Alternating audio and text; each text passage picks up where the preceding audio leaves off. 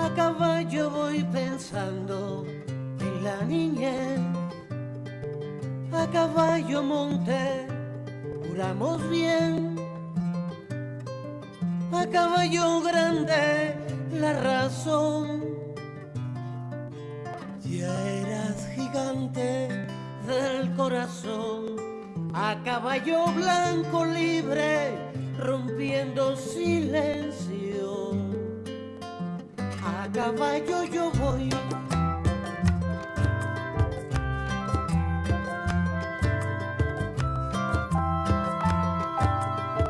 A caballo largo la liberación. Sueño de angostura, virtudes al sol. A caballo el frío, tu sudor. A caballo glorias, el delirio los dos. A caballo blanco libre, comenzó tu historia. A caballo canción.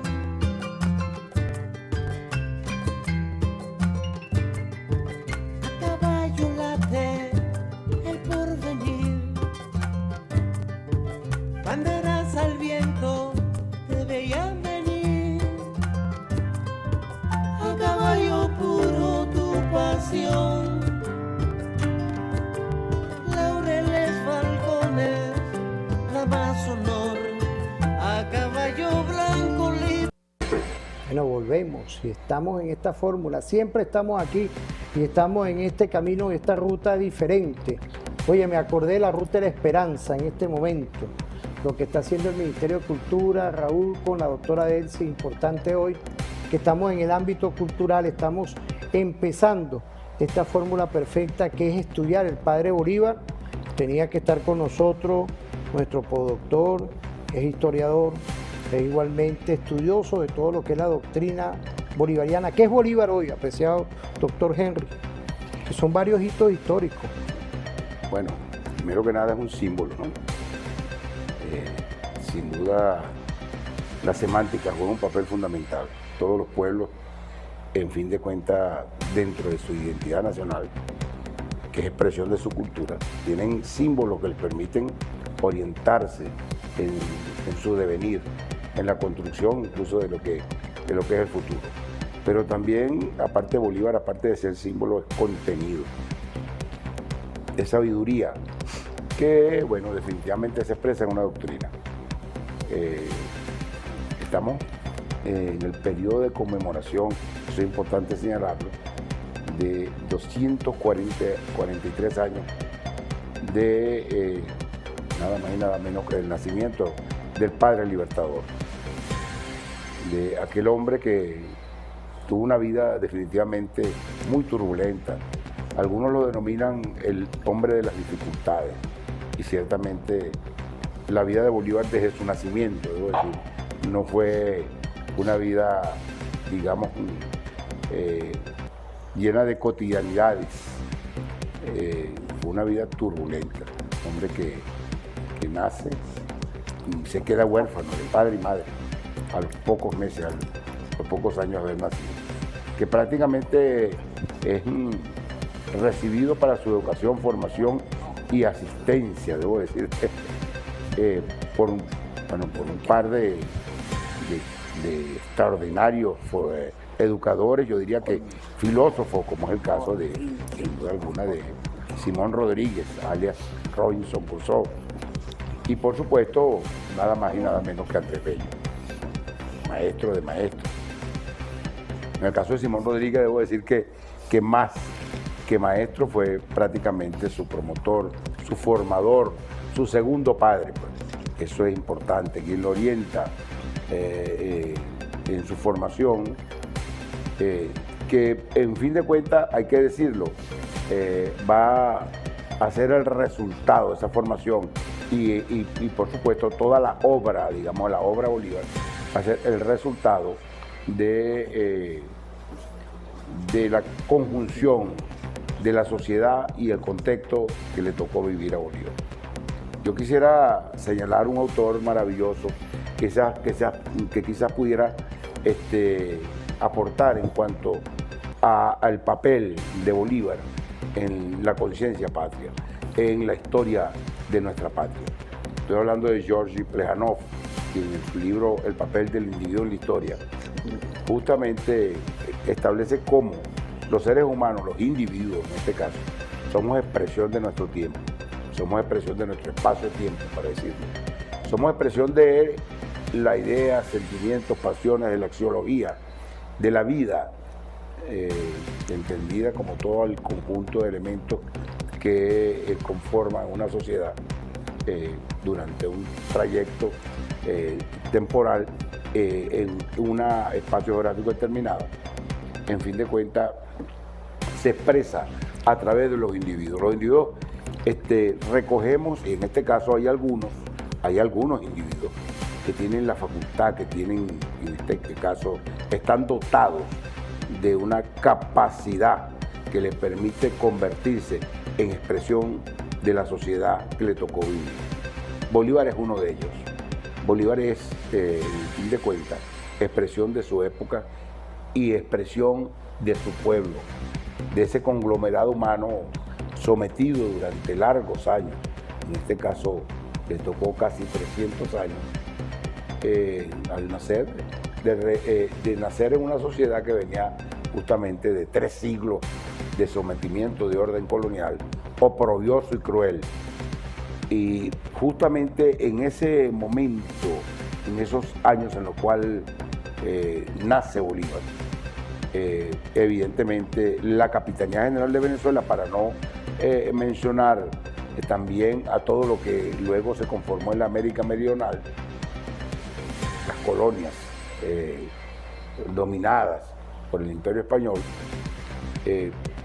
digamos que atravesaban por un periodo de rebeldía, de sublevación, en contra pues de esta cruel dominación. Debo decir que para nada más tomar un pequeño segmento poblacional, temporal, entre 1750 y 1800, digamos, se produjeron subsecuentes levantamientos en contra del Imperio Español, del sometimiento español. Podemos citar nada más algunos para no extendernos demasiado, de los comuneros del Socorro, el levantamiento de los Andes, en contra pues del sometimiento del Imperio Español. Estamos hablando de Chirinos en Curimagua, de José Leonardo Chirino, y por supuesto tenemos que hablar de Igual España, del movimiento de Igual España.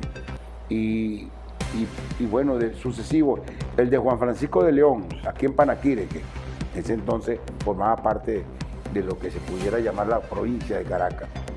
Fueron sucesivos levantamientos, por supuesto castigados de la manera más cruel, inhumana, genocidios tras genocidios. Aquellos que de alguna manera habían capitaneado sublevaciones en contra de la dominación española eran prácticamente hasta descuartizados, desmembrados. Es el caso, por ejemplo, de Chirino, es el caso, por ejemplo, en este caso de Igual España, uno fue envenenado y el otro fue también desmembrado. Y pare usted de contar, digamos que ese es el tiempo, el momento en el que nace el Padre Libertador. Momento de efervescencia y de sublevación en contra de todo el orden colonial impuesto, el cual dividía a la población venezolana en estamentos, castas, digamos que no de manera nada más no se trataba nada más de un asunto de prejuicio, sino de un orden que establecía los, digamos, deberes, incluso los derechos de cada una de estas castas, desde los blancos peninsulares, enviados para gobernar definitivamente la Capitanía General, hasta, por supuesto, los que definitivamente debían ser propietarios y propietarios de las grandes extensiones de tierra para la producción, como es el caso de los blancos criollos y los pardos, por ejemplo, que se ocupaban, que era la mayoría de la población, llamada por algunos la mezcla de mezclas, se ocupaban de comercios, panaderías y demás. Y por supuesto, de ahí en adelante tenemos nuestros siempre agredidos y despojados aborígenes y por supuesto lo otro, bueno, la cantidad de esclavos que bueno, que eran propiedad y ni siquiera se podía llamar seres humanos, eran instrumentos para la producción. De tal manera que ese era el orden colonial. Un orden colonial que imponía, o sea, para todos, imponía una forma de vida, por supuesto, absolutamente oprobiosa, despojada de cualquier posibilidad de una vida medianamente, digamos, satisfactoria. Digamos que en ese proceso en el cual nace Bolívar, con esos maestros filósofos extraordinarios que tuvo en su formación, Bolívar adquiere los primeros elementos que le permitieran interpretar el mundo que le toca vivir. Pero a partir de allí, de su nacimiento, evidentemente pasó por periodos muy, muy difíciles. Quedarse huérfano pero muy corta edad, como lo dije anteriormente, para luego ser prácticamente tutoriados, orientados por este par de filósofos, y luego de eso, bueno, irse a España,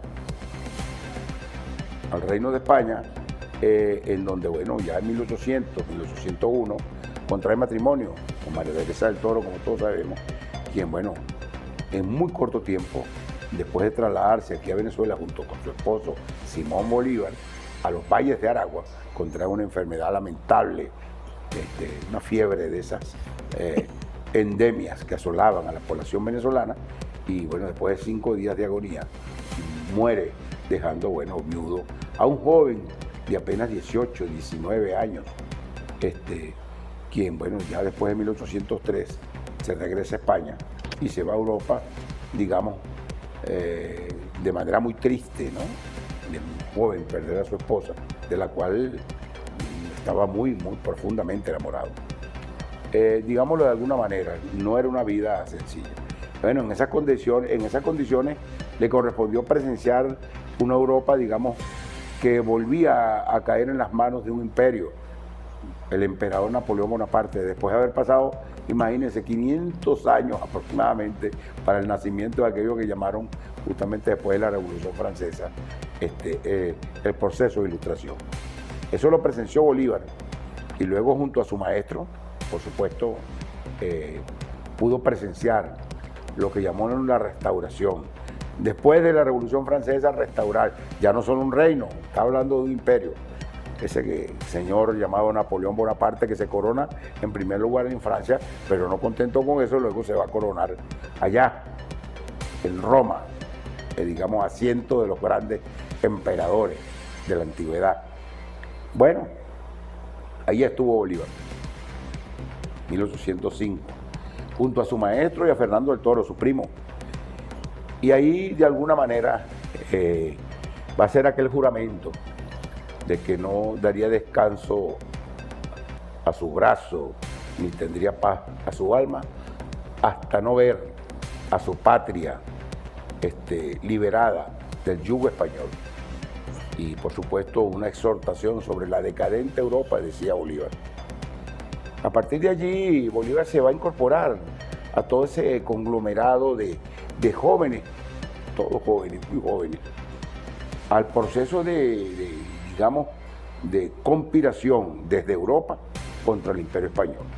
Bueno, de la mano de nada más y nada menos de un maravilloso y ya muy maduro líder llamado Francisco de Miranda, hombre de reconocimiento europeo como extraordinario jefe militar y, por supuesto, como un hombre realmente de mucha sabiduría, un venezolano de mucha sabiduría. Bueno, es así como lo sorprende en 1810 y por supuesto a 1811, donde le corresponde madrugada del 3 al 4 de julio de 1811, el cual se cumplieron hace algunos días, 215 años, le corresponde en el núcleo Bolívar, en el núcleo de ese movimiento subversivo llamado la Sociedad Patriótica, brindar aquellas palabras llamando a la declaración de independencia. Un día antes de esa reunión del Congreso Constituyente de 1811. Ese discurso, digamos que muestra ese talante, primero rebelde y segundo, ese talante visionario de un joven, en fin de cuentas, un joven, 1811 era todavía muy joven, pero ya definitivamente muestra cómo Bolívar se convierte en la vanguardia de lo que luego sería la declaración de independencia y lo que va a acontecer a partir de allí, que es recogido justamente como toda la obra, una obra escrita, pero no escrita desde la élite académica, es escrita, digamos, en medio del combate, porque hay que decirlo, después de la declaración de independencia de 1811, después de ese 5 de julio, bueno, sobrevino la guerra, esa guerra que duró 14 años, pero esa guerra en la cual hubo un proceso de conformación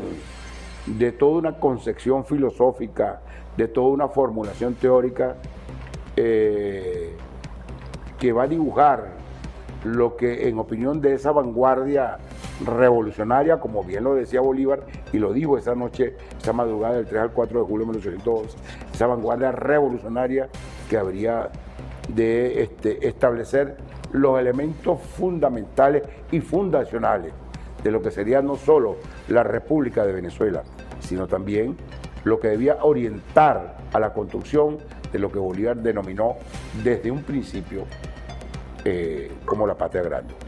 Y digo desde un principio, y quiero así remarcarlo, porque en ese discurso de 3 al 4 de julio de 1811, Bolívar va a decir algo fundamental cuando culmina aquello de decir, pongamos la piedra fundamental de la libertad.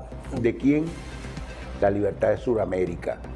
Quiero decir con esto, dejarlo claro, que el ideario de la vanguardia revolucionaria que impulsó y que produjo la Declaración de Independencia en 1811, no solo era la libertad de Venezuela, era la libertad de Sudamérica, porque se entendía justamente de que era la necesidad de expulsar al Imperio Español de lo que Bolívar denominaba como la patria grande.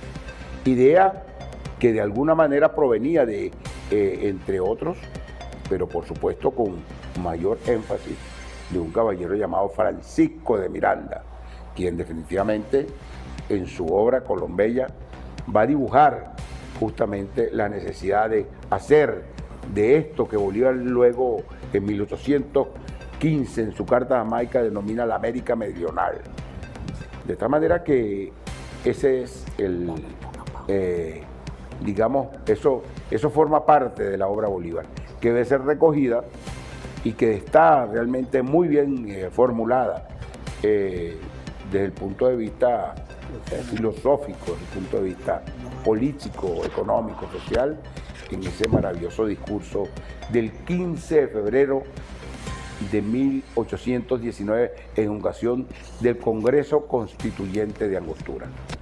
De manera que Bolívar es expresión, no es único él, es expresión de ese pueblo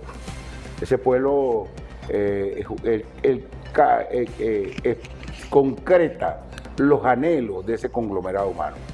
Y no es que nació, sino que fue conformándose, fue evolucionando su pensamiento hasta, bueno, hasta yo diría que hasta la postrimería de su muerte. Bueno, eso es bueno establecerlo, ¿no? Bueno, doctor, ha dado toda una proyección, ha dado toda una visión epistémica de lo que es hoy la doctrina, pero el que hizo la doctrina, que es el Padre Libertador. Quiero agradecerle en este primer segmento que tengamos la gentileza del doctor Henry Navas, que estemos hoy dándole vida en estos nuevos elementos de una nueva temporada en este 2026, aperturando prácticamente el tema de la identidad nacional, y no podía faltar que estuviera con nosotros. Ahí tenemos varios hitos históricos que yo quisiera ir tocando en los próximos segmentos. Carta de Jamaica, que fue en 1815.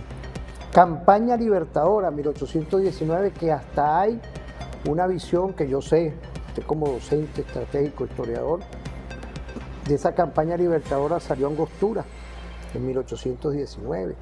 Y también quién fue el coronel Rondón, que peleó, que no peleó, pero vamos a irnos a una pausa rapidito y volvemos en referente informativo en estos días perfectos, en estos días de conseguirnos con la identidad nacional. Vamos a irnos a la pausa.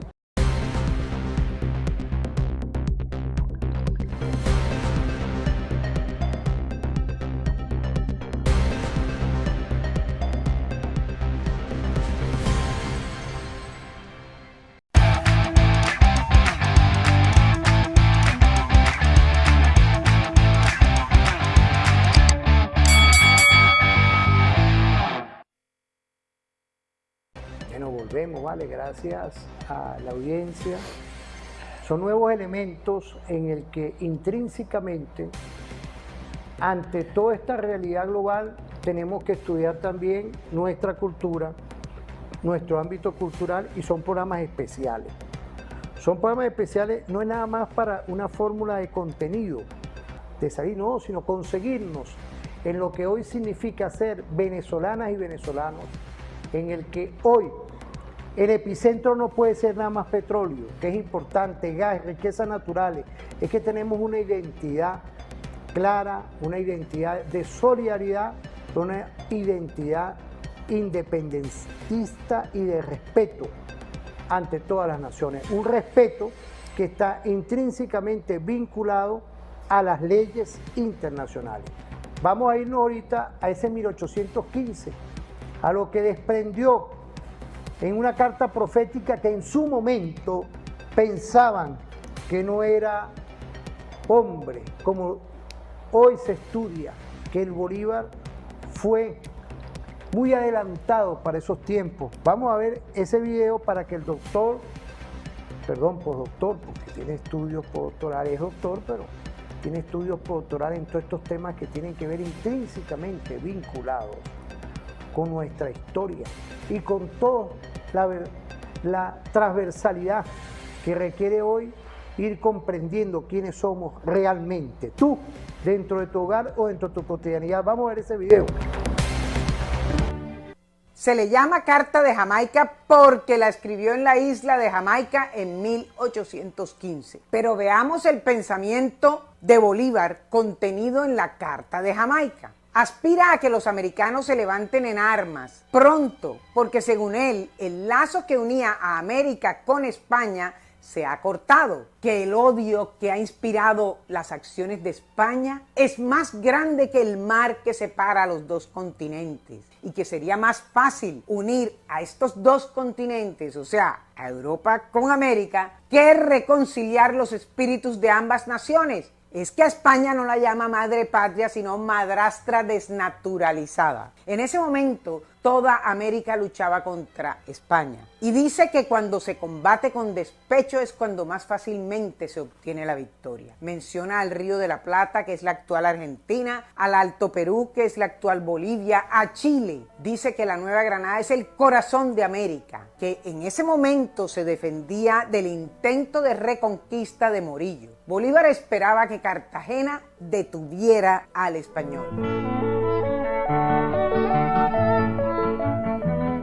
Sobre Venezuela, su patria, decía que estaba en la indigencia por la guerra que acababa de pasar, que el virreinato del Perú era el más sumiso al rey, que casi todas las provincias de la Nueva España, o sea, del actual México, estaban insurrectas, y que a Puerto Rico y a Cuba no habían llegado los problemas porque eran islas. Relaciona a los muertos que estaba causando España en la guerra, porque eran 16 millones de americanos defendiendo sus derechos que habían sido vulnerados, y que cuando el pueblo ama su independencia, hace todo y termina lográndola. Decía que en ese momento España no tenía ni marina, ni tesoro, ni soldados, que ni siquiera era capaz de mantener la obediencia de sus súbditos y mucho menos de defenderse de sus vecinos. Se estaba refiriendo a la invasión de Napoleón, que eso era lo que estaban aprovechando todos los pueblos americanos. Y cuestionaba también cómo pretendía España mantener el comercio exclusivo con la mitad del mundo si no tenía ni manufacturas, ni producción local, ni artes, ni ciencia, y en ese momento ni siquiera política. que si lograba apaciguar a los americanos en ese momento, en 20 años después, los hijos de los actuales se volverían a levantar. Que Europa debería disuadir a España porque era temerario pretender mantener su dominio en América. Que la misma Europa estaba llamada a organizar la libertad de América para ahorrar plata y sangre. Bolívar esperaba recibir el apoyo de todas las naciones libres, pero es que ni siquiera contó con los americanos del norte. Decía que la captura de los reyes de España por Napoleón era una prueba de que Dios estaba de parte de América y por eso les concedería la independencia. Que mientras los españoles asesinaron a Moctezuma, a Atahualpa, al Ulmen de Chile y al Zipa de Bogotá, a Carlos IV y a Fernando VII solo los mantuvieron en el exilio y hasta terminaron devolviéndoles su trono. Denunciaba que los españoles estaban exterminando a los nativos y a los esclavizados y que era muy difícil predecir lo que ocurriría y que a pesar de su ideal predijo que a la América podía pasarle lo mismo que al Imperio Romano, que cuando se desplomó, que se desmembró y quedó a expensas de algunos jefes o familias y cada cual armó su propio feudo. Y tal cual ocurrió. Bueno, mire, profesor, fíjese, usted habló en un primer segmento estratégicamente de quién fue Bolívar. Salimos en este segmento a una de sus cartas proféticas y del que empezó toda una gran campaña liderizada por nuestro padre Bolívar. ¿Qué podemos decir? Hay que entrarnos en una explicación profunda y no es poca cosa lo que usted está desarrollando hoy en este programa especial de la identidad nacional de las y los venezolanos. Sí, bueno, fíjate que es importante destacar de dónde venía Bolívar. Bueno, venía primero el hombre de las dificultades, la caída de la Primera República, cuyas causas va a dibujar el padre Libertador de manera magistral con eso que llamaron el Manifiesto de Cartagena, donde explica claramente por qué en 1812 termina la Primera República, esa que nació de la Declaración de 1811. Luego, bueno, nada más y nada menos que el Manifiesto de Carúpano, los finales de 1814. La caída de lo que algunos denominan la Segunda República, o mejor dicho, el fracaso. Luego de lo que fue la campaña Mirable y por supuesto de lo que se denominó la rebelión de los orientales. Y definitivamente en ese manifiesto en Carúpano, Bolívar nuevamente se crece, haciendo un diagnóstico extraordinario y maravilloso de las razones por las cuales se producen los fracasos. Bolívar, todos saben que después del fracaso de la campaña Mirable, bueno, huye exilado después de la batalla de Urica. ¿Huye a dónde? Huye a Cartagena. Y de Cartagena, debo decir, se dirige a Jamaica. ¿Por qué Jamaica? Bueno, Jamaica es la colonia más grande que tiene el Reino Unido en el Caribe. El Reino Unido tradicionalmente fue enemigo del Reino de España. Sin embargo, luego de la invasión napoleónica al Reino de España, digámoslo de esta manera, el principal enemigo del Reino Unido no era ya España, era Napoleón Bonaparte. De tal manera que el enemigo de mi enemigo es mi amigo. En el momento en que Bolívar está en Jamaica, su situación fue deprimente, una situación muy difícil. Debo decir, económicamente, bueno, tuvo que hasta vender los pocos enseres. Aparte de eso, cuando llega a Jamaica es prácticamente hasta perseguido por sus compañeros de armas, los caudillos orientales, fundamentalmente, que lo acusaban de ser el causante de la pérdida de esa parte de la Segunda República. Entre otras cosas porque le disputaban el liderazgo a Bolívar, debo decirlo. Bolívar pasó muchos trabajos, incluso un atentado, trataron de matarlo allá mismo, en Jamaica. Bolívar elabora una carta de Jamaica que es en contestación a Henry Culling, y esa carta es publicada en un diario de Kingston, capital de Jamaica. ¿Y cuál era el propósito de esa carta? En primer lugar, Bolívar en esa carta hace un extraordinario diagnóstico de la situación de toda la América Meridional, palabra que incorpora en esa carta, que es una categoría eminentemente geopolítica, debo decir, porque la América Meridional no solo es la América desde el punto de vista geográfico del meridional, del sur, sino que habla también del conglomerado humano que lo llama nuestro americano, una América nuestra. Eso es importante tenerlo en cuenta. En esa carta, digo yo, no solo tiene una capacidad diagnóstica extraordinaria, sino que aparte de eso, hace una pronoxis, es decir, eso, lo que algunos denominan hoy prospectiva, de lo que sería primero la caracterización de lo que eran cada una de estas colonias, llámese Capitanía General en el caso de Venezuela, o virreinatos de otras regiones, y de otras regiones incluso como hasta la propia isla de Cuba. Esa capacidad diagnóstica y de pronoxis lo que muestra es una extraordinaria,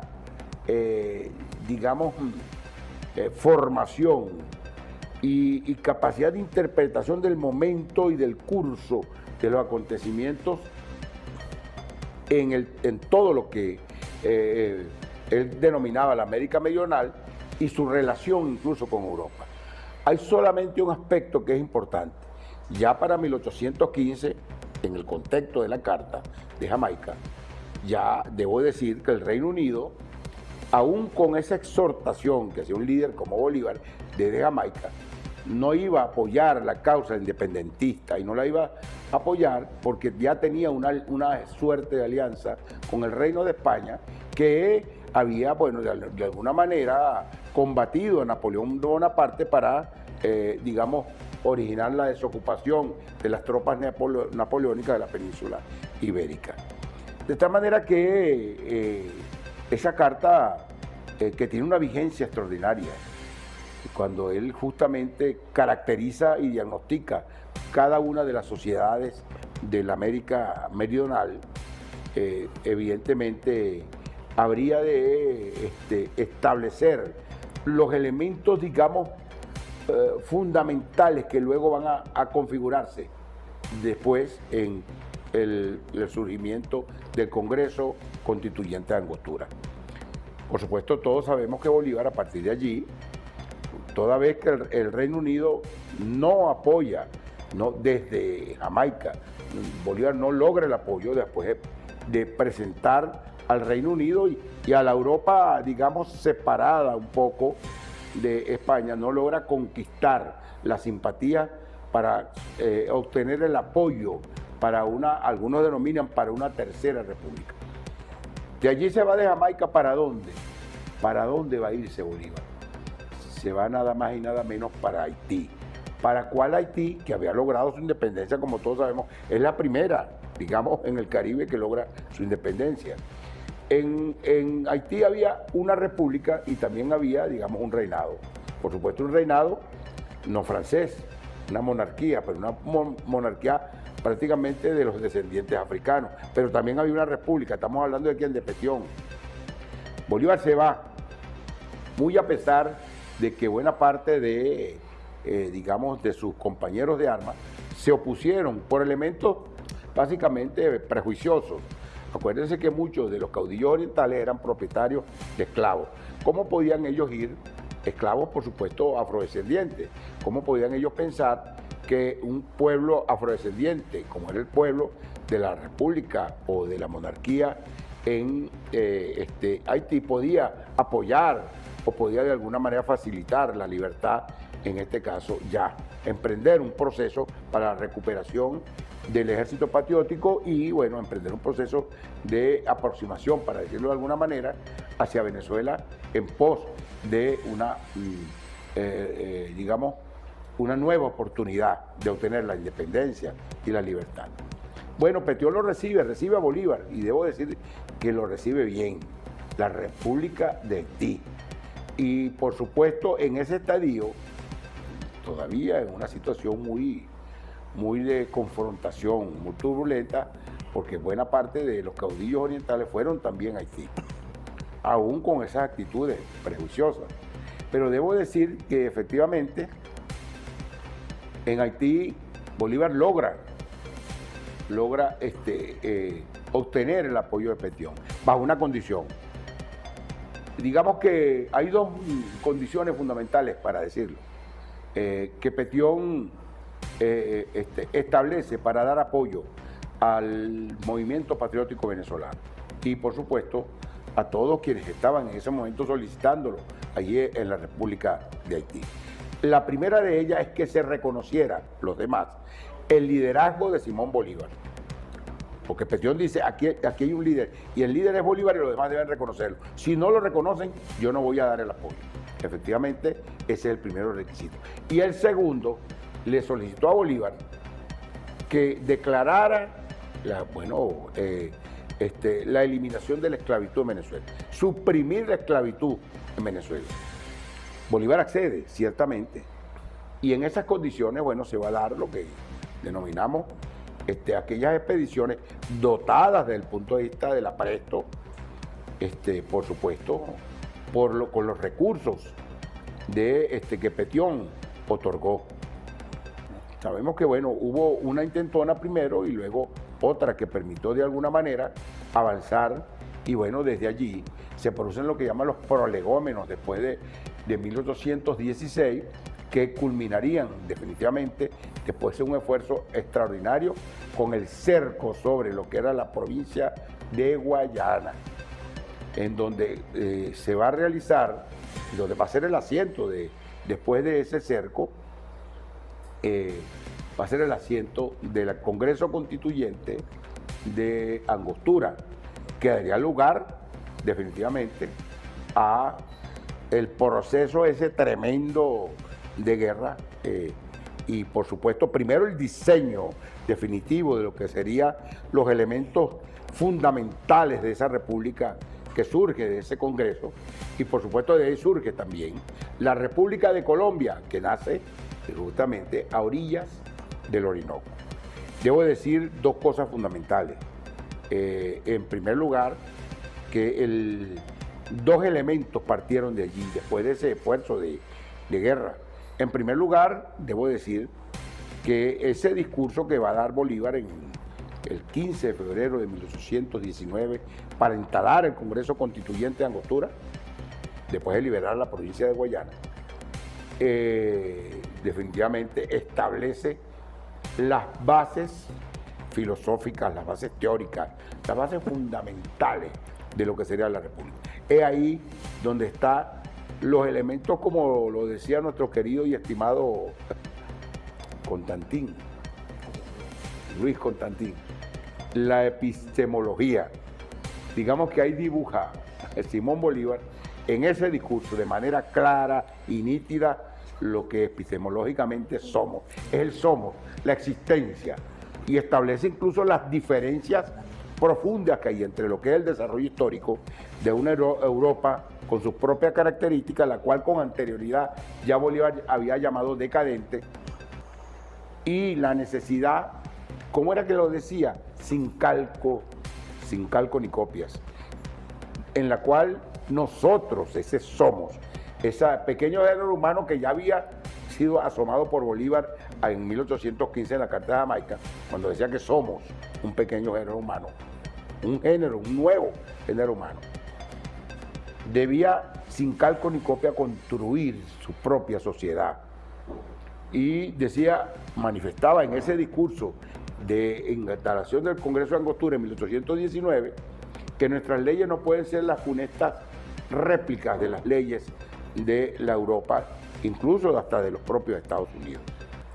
Que ya Bolívar veía las actuaciones del gobierno de los Estados Unidos a propósito justamente del apoyo que le dio Estados Unidos a las fuerzas realistas, cuando justamente en el contexto de eso que algunos denominan la Tercera República y por supuesto de la República de Guayana, Bolívar, el ejército patriótico, le capturó al gobierno de Estados Unidos dos goletas, la Tigre y la Liberty, que le traían a las tropas realistas pertrechos, incluso pertrechos de guerra, en 1817.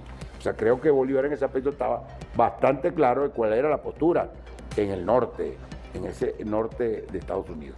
Por eso él insistía de los nuestros americanos. dos cosas fundamentales de ese Congreso de Angostura, que para sintetizar.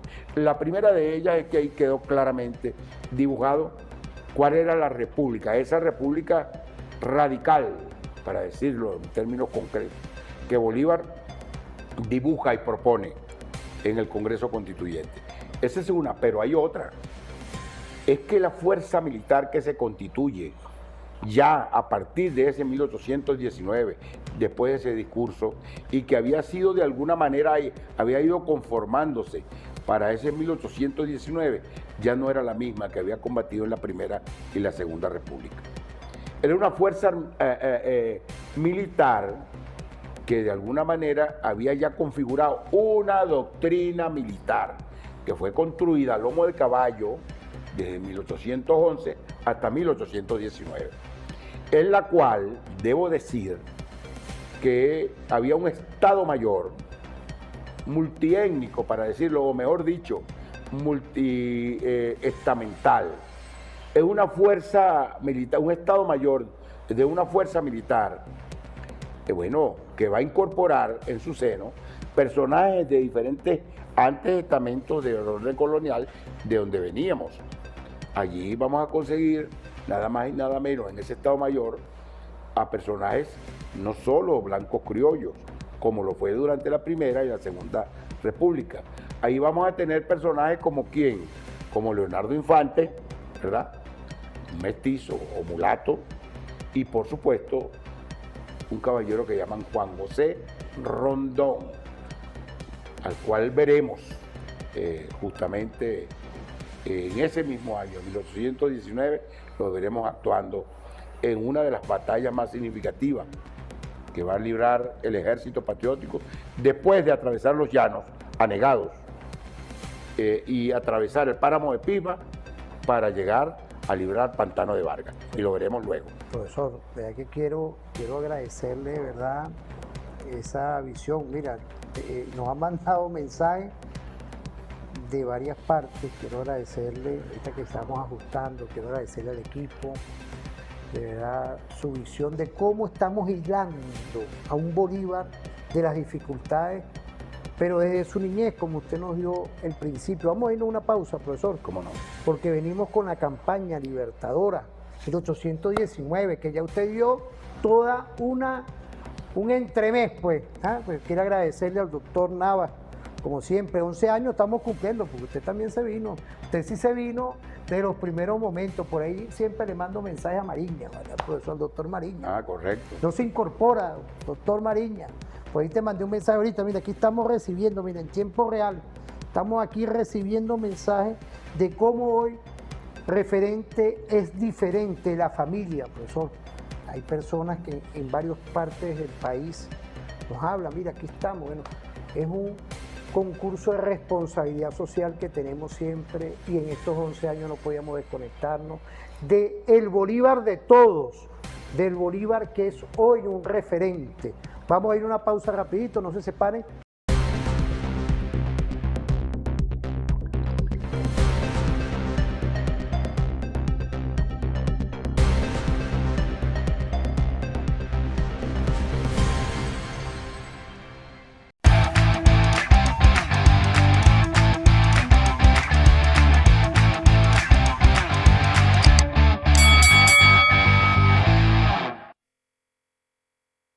Mira, volvemos.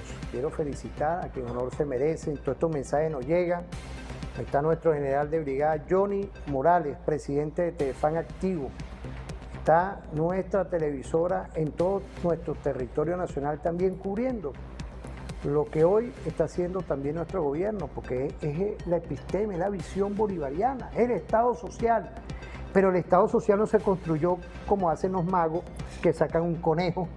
Ahí está la campaña libertadora. Podemos ver ese video para que usted nos lleve, ¿Cómo no? como nos está llevando Perfecto. a explicar un Bolívar vivo, un Bolívar real. Vamos a ver ese video.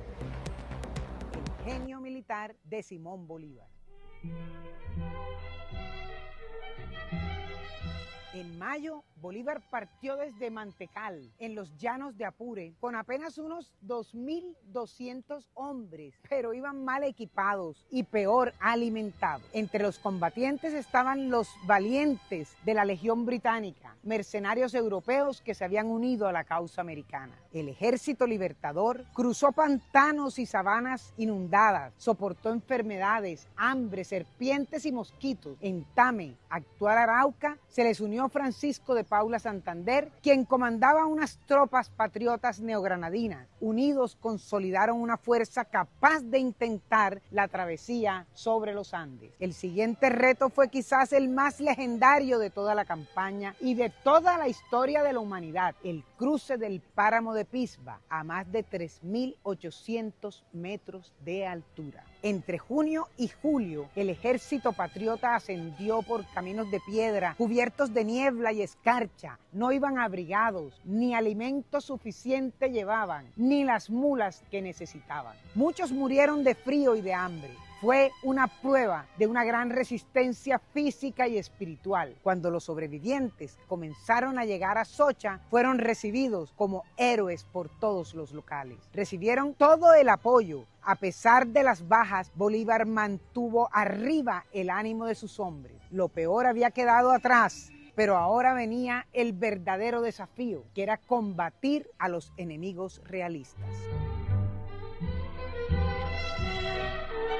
El 25 de julio, en el pantano de Vargas, las tropas de Bolívar enfrentaron a los realistas que iban comandados por el coronel José María Barreiro. La batalla fue durísima. En un momento en que los patriotas parecían al borde de la derrota, Bolívar se dirigió al comandante de los jinetes llaneros, el coronel Juan José Rondón, y pronunció una frase que pasaría a la historia. ¡Coronel Rondón! ¡Se ordena, mi general! Salve usted la patria. En ese momento Rondón no lo dudó y se puso al frente de una feroz carga de caballería. Quebró las líneas enemigas. Aquella victoria táctica en el pantano de Vargas permitió a Bolívar recuperar la iniciativa y reorganizar sus fuerzas para afrontar la batalla definitiva. Después de la gloriosa gesta del pantano de Vargas, en Charalá, el 4 de agosto, tuvo lugar la batalla sobre el puente del río Pienta, en la que todo el pueblo participó, enfrentándose ferozmente a los realistas. Pero más de 300 charaleños y de los pueblos de los alrededores sacrificaron sus vidas. Fueron muertos civiles en un combate desigual, heroico, aunque dantesco, pero impidió que los refuerzos le llegaran a Barreiro. Los charaleños y todos los santanderianos de los alrededores se sienten tan orgullosos que dicen con verdadero orgullo y se ufanan de que sin 4 de agosto no habría habido 7. Ajenos a esto, el 7 de agosto tuvo lugar la batalla de Boyacá, que fue el enfrentamiento definitivo de la campaña libertadora. Bolívar tendió una emboscada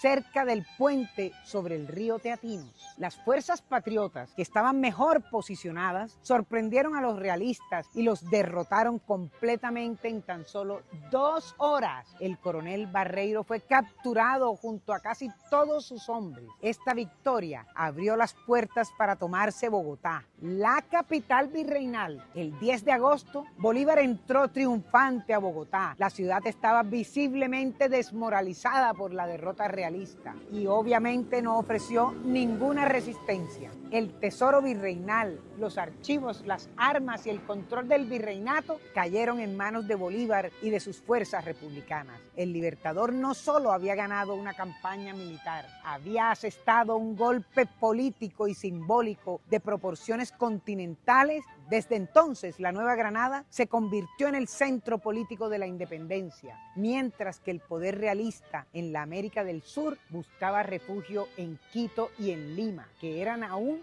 bastiones realistas. Con la capital virreinal bajo su control, Bolívar volvió a convocar al Congreso de Angostura en diciembre de 1819. Aprovechando el impulso de la campaña libertadora, se proclamó la creación de la República de Colombia, la que hoy conocemos como Gran Colombia, para diferenciarla de la actual República de Colombia, pero realmente nunca se llamó así. La Gran Colombia, integrada por Venezuela, Nueva Granada y Quito, Bolívar fue designado como presidente y Santander como vicepresidente. Aunque aún Quito no había sido liberado, pero el proyecto hispanoamericano comenzaba a coger forma. La campaña libertadora tuvo un impacto inmediato y profundo. En lo militar, quebró la espina dorsal del poder español en tierras andinas en el norte de Sudamérica. En lo político, permitió consolidar el gobierno republicano más amplio. Y en lo estratégico, desplazó o comenzó a desplazar a los realistas, inicialmente hacia el virreinato del Perú. Bueno, fíjate, volvemos con la campaña nada más y nada menos libertadora de 1819. ¿Qué podemos decir, profesor?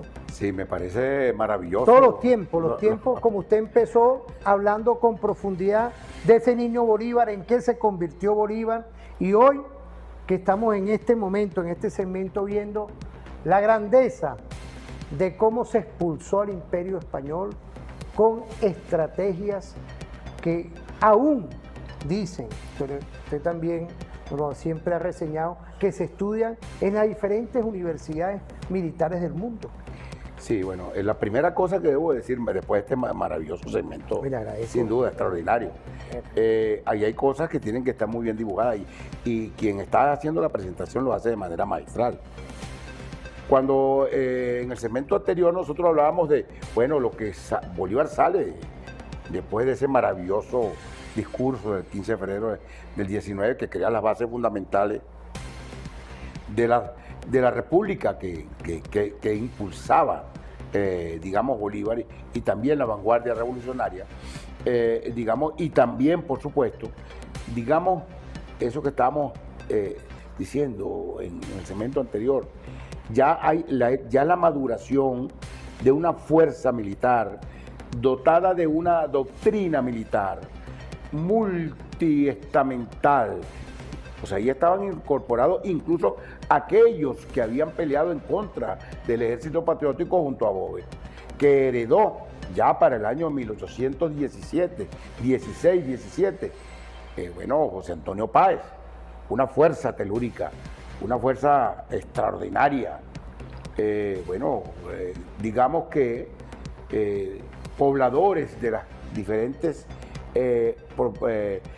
asentamientos humanos de la llanura venezolana que vivían de manera, trashumantes, vivían proscritos, perseguidos por la corona española y también, debo decir, por buena parte de aquellos caudillos blancos criollos que sabían de guerra y de forma de combatir porque vivían permanentemente en un estado permanente de guerra. Eso es lo que va a incorporarse al Ejército Patriótico de manos incluso de Páez.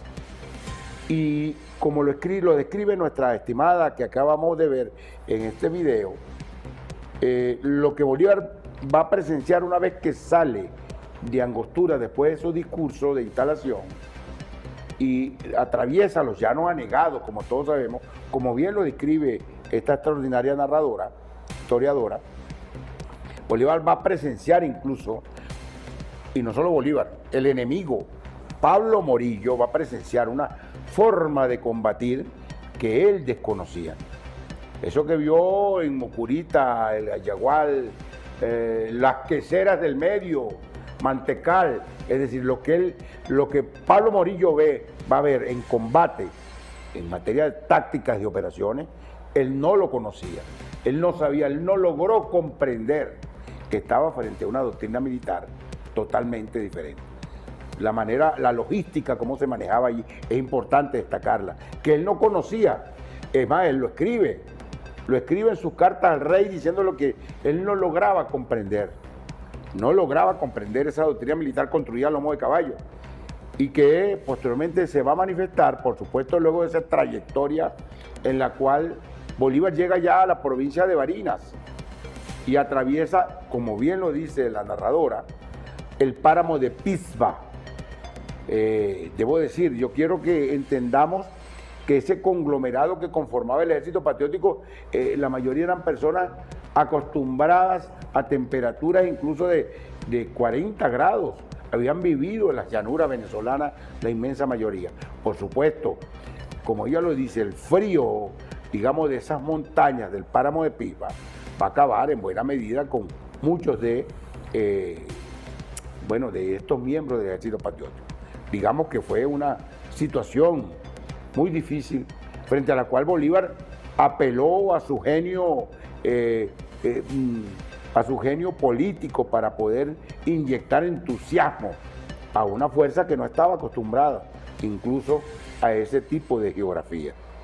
Así llegan justamente en ese agosto, llegan a liberar Pantano de Vargas. Combate difícil.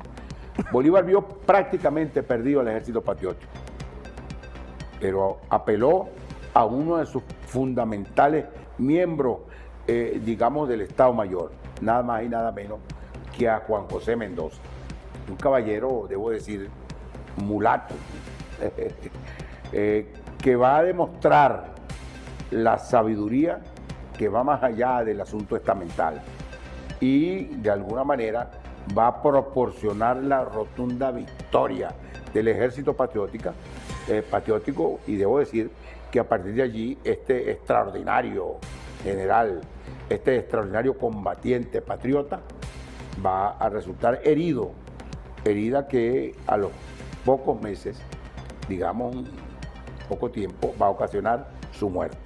Pero sin la menor duda, ese episodio que narra esta extraordinaria historiadora, en la cual Bolívar lo emplaza para decir: Juan José, general Mendoza, salve usted la patria. Y Mendoza, bueno, le dijo, bueno, que estamos casi derrotados. Dice, Rondón no ha peleado.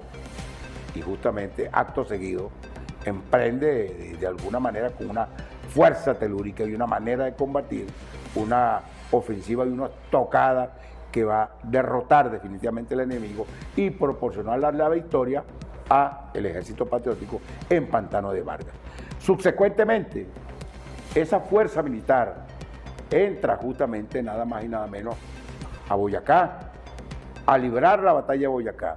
Barreiro, y no solo creo que el virrey Sábana, que al parecer, de acuerdo a lo que narran algunos historiadores y algunos autores, cuando vio a la fuerza militar patriótica vestida de la manera como iba, evidentemente en un estado bastante, digamos, deplorable.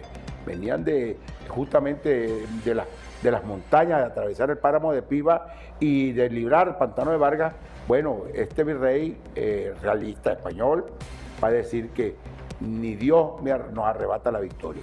Bueno, no habían pasado 48 horas cuando estaba derrotado, igual que Barreiro, para justamente ocupar ya esta fuerza maravillosa procedente en el año de 1819 del Congreso de Angostura, nada más y nada menos que arrebatarle al Reino de España.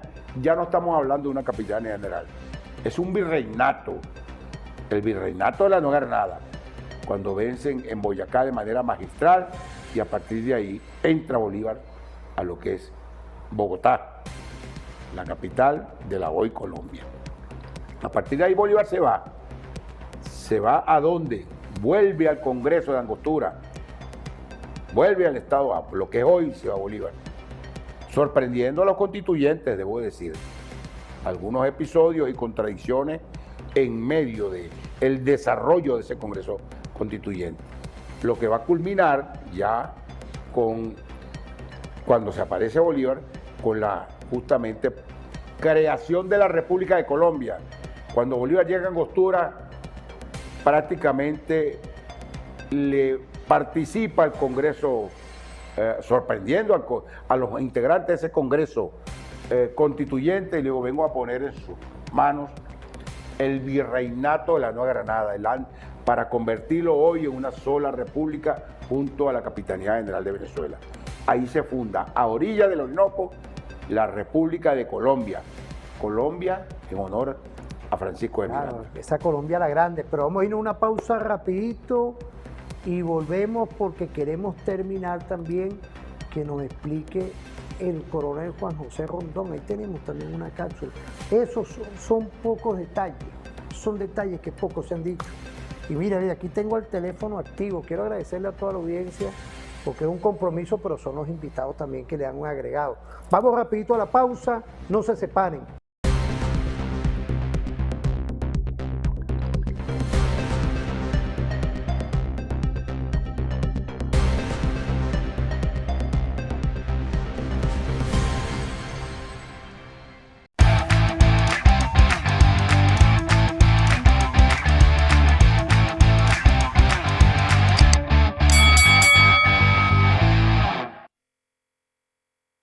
Bueno, volvemos, vale. Quiero agradecerle a este Dios, nos están mandando mensajes de varios organismos, pero también del pueblo llano, vale.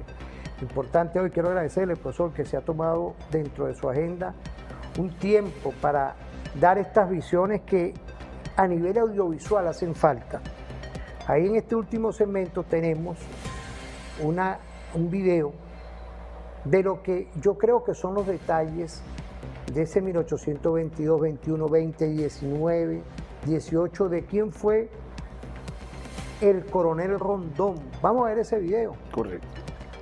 1990 en el actual estado de Guárico, en Venezuela, aunque hay historiadores que dicen que nació en Boyacá, Colombia. Fue hijo de esclavizados y vivía en la Capitanía General de Venezuela cuando se enroló en el ejército realista en 1812. En 1814, el joven Rondón servía a la causa del rey de España en la unidad realista comandada por Francisco Rosete, un canario que se caracterizó por los más horrendos crímenes de guerra en contra de la población civil en los tiempos de la guerra a muerte proclamada por el libertador Simón Bolívar. Entre otras acciones, fue el perpetrador de la horrenda masacre de Ocumare del Tuy y afortunadamente Papá Dios lo recogió en la batalla de El Juncal 2 años más tarde. Como si este de sangre fuera poco, en ese mismo año de 1814, Rondón continuó al servicio del rey de España, pero esa vez bajo el mando del taita Boves, nada menos. Con él participó en la batalla de San Mateo y en otras acciones en los llanos de Caracas hasta la muerte de Boves, que ocurrió en diciembre de ese año. En 1816 continuó sirviendo con bravura en la caballería realista y gracias a su gran capacidad demostrada en varios combates, Rondón fue ascendido a capitán en 1817. Durante todo su servicio en el bando realista, el capitán Rondón fue poco a poco comprendiendo que sus compatriotas luchaban con una gran bravura, pero por su propia libertad, al tiempo que comprobó en carne propia la forma tan injusta como los españoles trataban a los criollos. Y eso no le gustó.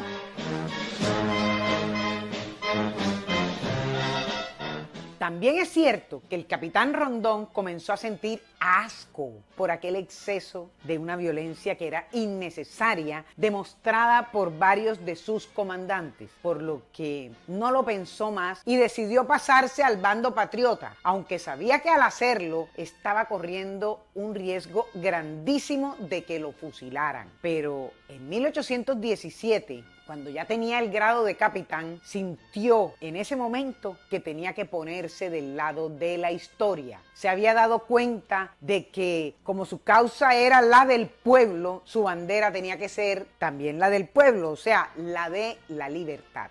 Ajá, veo que te está gustando el video. Bueno, y entonces, ¿qué esperas para suscribirte? Si no lo has hecho, lo puedes hacer. Estamos en todas las redes sociales. Esto es Historias de Adelina. Por lo que tan pronto tuvo la oportunidad, se presentó ante el jefe de las tropas del Apure, el general José Antonio Páez, y le ofreció sus servicios. La fama de Páez de ser un militar valiente, un jefe justo y un patriota convencido había llegado a sus oídos, por lo que estuvo atento hasta que le llegó su chance de conocerlo. De inmediato el capitán Rondón fue reconocido dentro del ejército independentista, después de mantenerse un año al lado de Páez, quien, que era súper desconfiado, lo probó hasta la saciedad. Después de comprobar que Rondón era un valiente y que además era un experto en caballos, se le comenzaron a confiar algunas responsabilidades, entre otras porque el ejército llanero de Bolívar necesitaba reemplazar permanentemente sus caballos, porque los que tenían a veces si acaso servían para vaquería y otras labores menores. El capitán Rondón resultó ser el oficial más conocedor para reemplazar los caballos, con bestias que eran capturadas en las llanuras y por lo tanto tenían que ser antes amansadas. Eso no era ninguna tarea fácil. Es que el capitán Rondón, para demostrar que él era confiable, no le bastaba ser valiente, por lo que le tocó a veces hasta ser temerario, y por eso se atrevió a cosas que otros jamás habrían hecho. Además, que se sentía en deuda con la patria por haber luchado antes en su contra. Estaba ansioso por conocer al Libertador, hasta el día que lo logró y se hizo notar, por lo que el propio Bolívar lo ascendió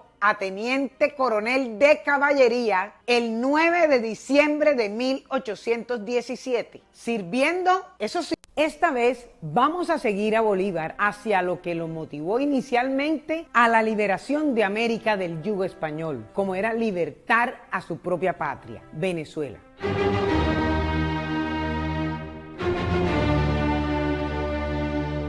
Fue dejar a Santander a cargo de la presidencia, con completa autonomía para poder dedicarse solamente a pensar en la guerra de las independencias. Bolívar no pensaba en esto solo porque quisiera la gloria, era también una posición estratégica. Si Perú quedaba como bastión realista en América, por su ubicación en pleno centro de Sudamérica, podría peligrar la independencia de todas las demás naciones del continente. Eso nunca pudieron comprenderlo los cortos de entendederas que lo rodeaban. Se dedica a preparar al ejército libertador, especialmente a poner orden entre sus celosos y hasta peligrosos generales, pero muy a su estilo, sin pelear, sin confrontarlos, amistosamente, pues él sabía que los necesitaba. El éxito de la batalla de Carabobo lo forjó Bolívar desde antes, cuando puso en práctica una estrategia para dividir hasta reducir a la impotencia el mando realista. Allí, en esa batalla, queda expuesta la genialidad como estratega militar del Libertador.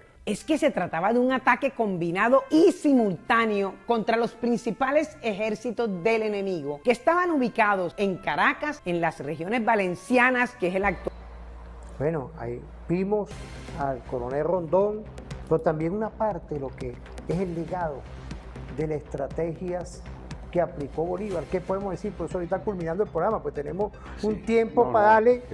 Mire, vamos, ya yo lo he dicho públicamente, abrimos un espacio para la identidad nacional y espero contar con usted.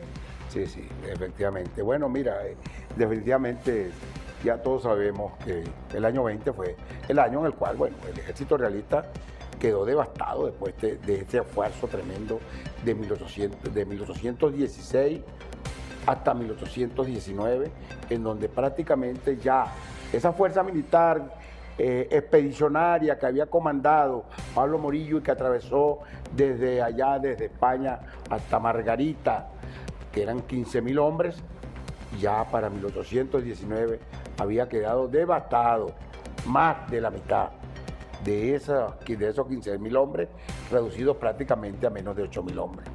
¿Reducidos por qué? Porque el ejército patriótico, hay que decirlo, los suprimió, los neutralizó, como lo dicen en la actualidad. ¿Qué pasó? Bueno, no le quedó a Morillo otra cosa que solicitar, pedir refuerzo a un reino de España que no estaba en posibilidades de darle, por la crisis que vivía la monarquía de Fernando VII en ese momento. Pero debo decir, aparte de eso, que esas fuerzas militares españolas que estaban allá en la península ibérica no querían regresar a las colonias y mucho menos a Venezuela, después de enterarse justamente de la ferocidad y contundencia de una fuerza como la fuerza ya de la República de Colombia. Bueno, por eso se firma el armisticio. Bolívar condiciona la firma del armisticio primero al reconocimiento por parte de Pablo Morillo de la República de Colombia y por supuesto, con un efecto geopolítico tremendo, y por supuesto, la firma de un tratado de regularización de la guerra elaborado por ese extraordinario y maravilloso líder, en primer lugar, que se llama Antonio José de Sucre, luego Gran Mariscal de Ayacucho. Bueno, un tratado que habría de servir de elemento fundamental para lo que conocemos en la actualidad como el derecho internacional humanitario, bueno, que es utilizado por la Organización de las Naciones Unidas y que reconoce justamente este tratado como el fundamento sobre el que se edifica luego el derecho internacional humanitario. Luego de allí todos sabíamos que ese armisticio había sido, para decirlo en términos coloquiales, firmado en una panela de hielo. Evidentemente, de la Torre, que hereda el mando de Pablo Morillo, va a acabar con el armisticio.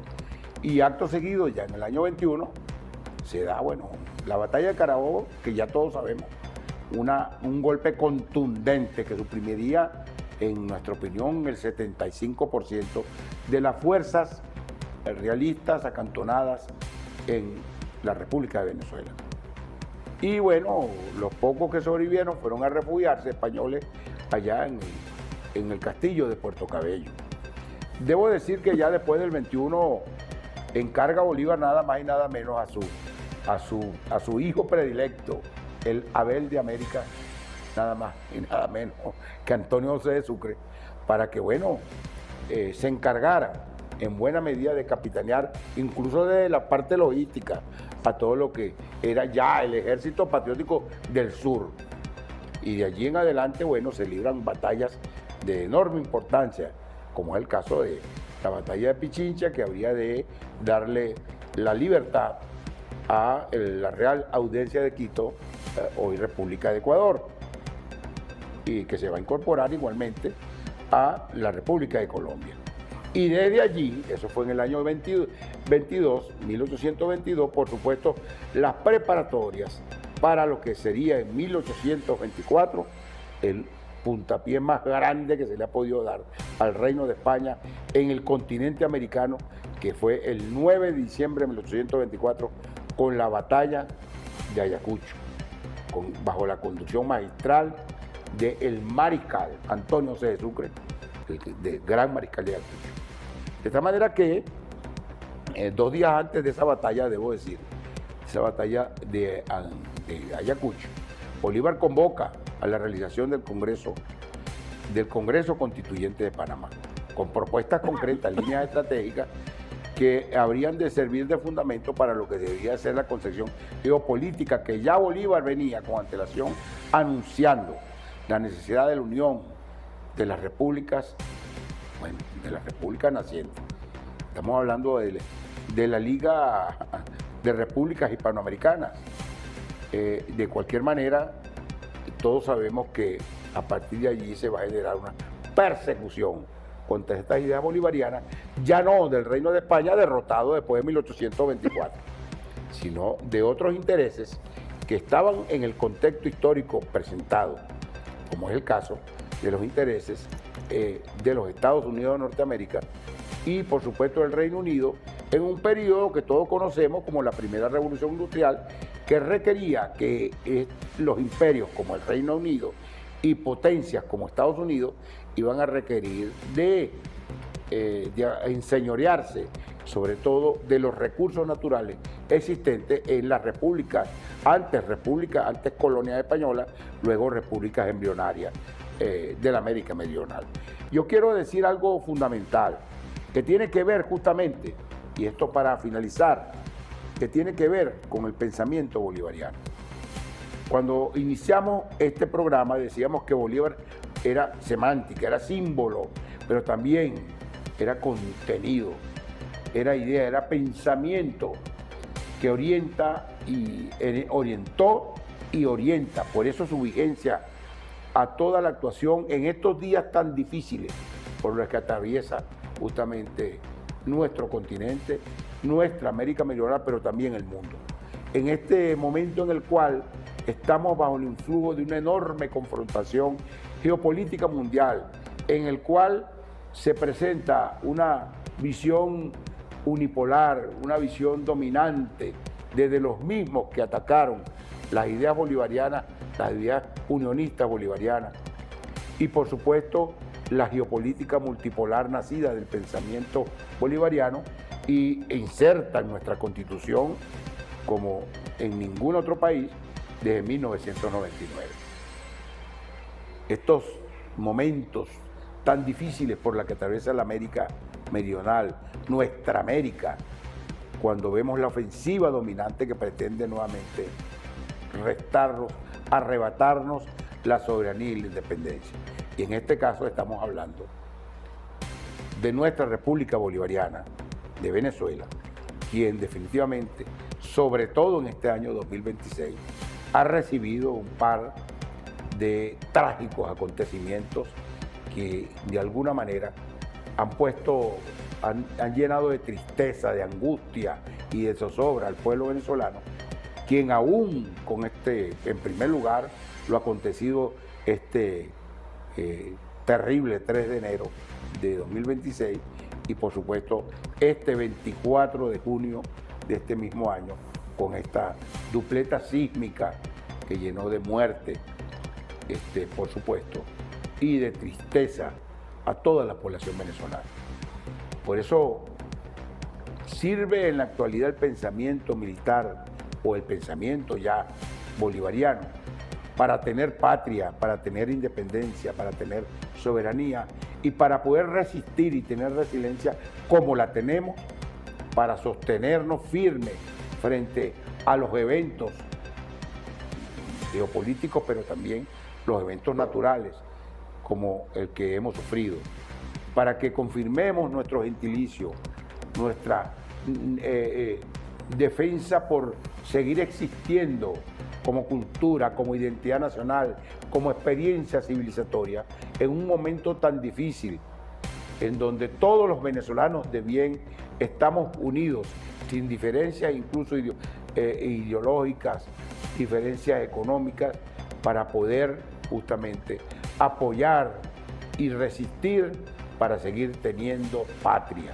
Esa patria que soñaron nuestros libertadores, dirigidos por ese extraordinario y maravilloso líder llamado Simón Bolívar, del cual cumple en estos días, justamente en este contexto, 243 años de nacido. Fíjese, profesor, es importante, ¿no?, toda esta reflexión del padre Bolívar, porque no es poca cosa hoy que a falta de contenido, y quiero agradecerle a toda la audiencia, de cómo en estos tiempos, a que hasta la naturaleza, si se opone, lucharemos contra ella, haremos lo que nos obedezca. 1812. Es Bolívar. Es Bolívar, y vemos hoy lo importante de tener programas así, porque dentro de la familia, claro, ya eso es un tema ya de Conatel, ya yo no voy a estar peleando ya. No, uno no puede perder ya tiempo ya. Doctora Elsie, de verdad que a usted le dio respeto, pero son los medios de comunicación hoy que tienen que agregarle contenido a nuestra Constitución, a nuestras leyes, y más aún a la ley de responsabilidad social, de cómo hoy en familia nos mandan ese mensaje y lo felicitan, porque somos referente informativo, somos una fórmula en el que la comunicación tiene que estar intrínsecamente vinculado con los intereses nacionales de todas y todos, y también de ustedes que nos están viendo, profesor. Ya nos estamos despidiendo, yo quería que usted mismo... Bueno, por último, tenemos que volver a Bolívar con la unión. Solamente la unión nos hará libres. Claro. Y creo que, sobre todo en los actuales momentos, en este preciso contexto, en el actual, esa unión debe ser más fuerte que nunca, llevándose por el medio todas aquellas miserables manipulaciones que pretenden sembrar de odio, sembrar de violencia y negar incluso hasta nuestra propia existencia. Hoy más que nunca, esa unión, ese amor entre los venezolanos, esa solidaridad, sin la menor duda, vencerá la sombra la oscuridad siendo la luz que oriente el futuro de una Venezuela que más temprano que tarde retomará el camino del bienestar y por supuesto de la felicidad. Bueno, señora Isabel, quiero saludarla. Ahorita que vi el teléfono, usted es logrando la sanidad y la tranquilidad del hogar. Bueno, muchas gracias, Isabel. Nos manda un mensajecito de La Guaira. Bueno, dentro de todo el esfuerzo cada uno, y nos manda también que están haciendo un esfuerzo, todas y todo. Bueno, son estos tiempos complejos y no podía faltar, no nada más Isabel, todas y todos los que nos están viendo, de que estemos aquí con un compromiso comunicacional en esa búsqueda de lograr el equilibrio objetivo de lo que estamos viviendo, y son coyunturas que en resiliencia vamos a echar para adelante, profesor. Efectivamente. Porque si hemos estado hablando que la patria se hizo a caballo y liberando, hoy tenemos gobierno, tenemos igualmente la Asamblea Nacional que están haciendo un esfuerzo permanente por salir de la coyuntura, y está el padre Bolívar aquí. Que pasen un feliz día, nos vemos en otra oportunidad. Quiero agradecerle el sentimiento de Dios que está con nosotros y a nuestros invitados que siempre están aquí activos dando referente informativo. Que pasen feliz día.